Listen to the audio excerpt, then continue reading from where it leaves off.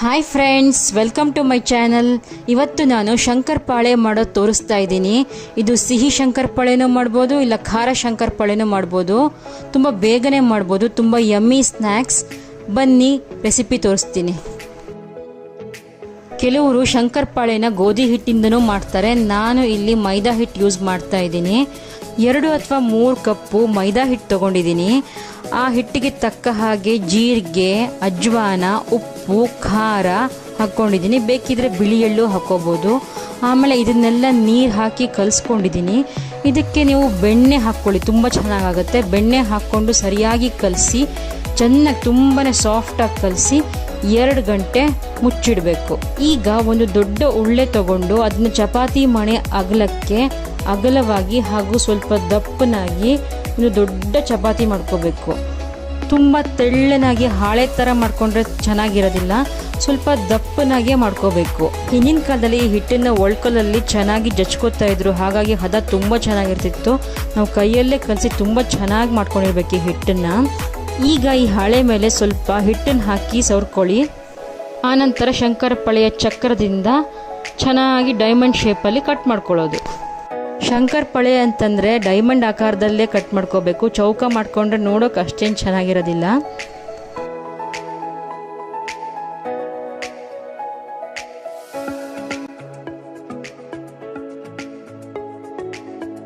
ಸ್ವಲ್ಪ ಹಿಟ್ಟನ್ನು ಸ್ಪ್ರೆಡ್ ಮಾಡ್ಕೊಳ್ಳೋದ್ರಿಂದ ಈ ರೀತಿ ಕಟ್ ಮಾಡೋದಕ್ಕೆ, ಆಮೇಲೆ ಎಳೆ ಎಳೆಯಾಗಿ ಅದನ್ನು ಬಿಚ್ಕೊಳ್ಳೋದಕ್ಕೆ ತುಂಬಾ ಹೆಲ್ಪ್ ಆಗುತ್ತೆ.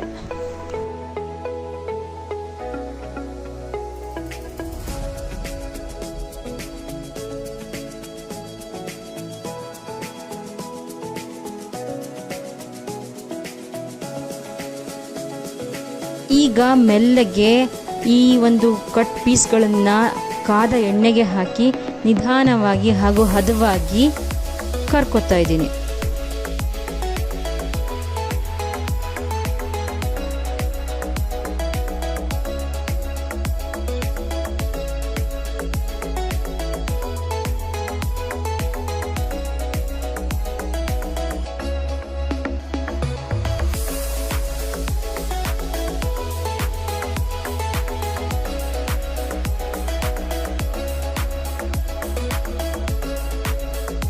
ಚಕ್ಲಿನ ಕರಿಯೋಕ್ಕೆ ಬೇಕಾಗೋಷ್ಟು ಸಮಯ ಏನು ಬೇಕಾಗೋದಿಲ್ಲ. ಇದು ತುಂಬ ಬೇಗನೆ ಕರೆದು ಬರುತ್ತೆ.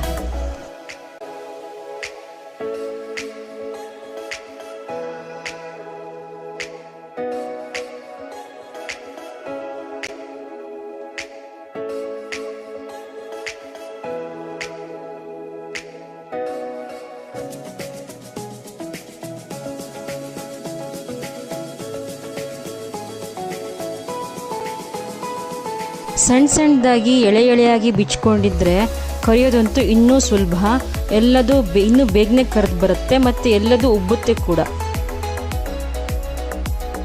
ಆದರೆ ಎಣ್ಣೆಗೆ ಹಾಕೋದು ಮಾತ್ರ ಸ್ವಲ್ಪ ಕಷ್ಟ. ನಿಧಾನವಾಗಿ ಒಂದೊಂದೇ ಹಾಕ್ತಾ ಹೋಗಬೇಕಾಗುತ್ತೆ. ಇದೇ ರೀತಿ ಸಿಹಿ ಶಂಕರಪಾಳೆಯನ್ನು ಮಾಡ್ಕೋಬಹುದು. ಇದಕ್ಕಿಂತ ಅದು ತುಂಬಾ ಚೆನ್ನಾಗಿರುತ್ತೆ.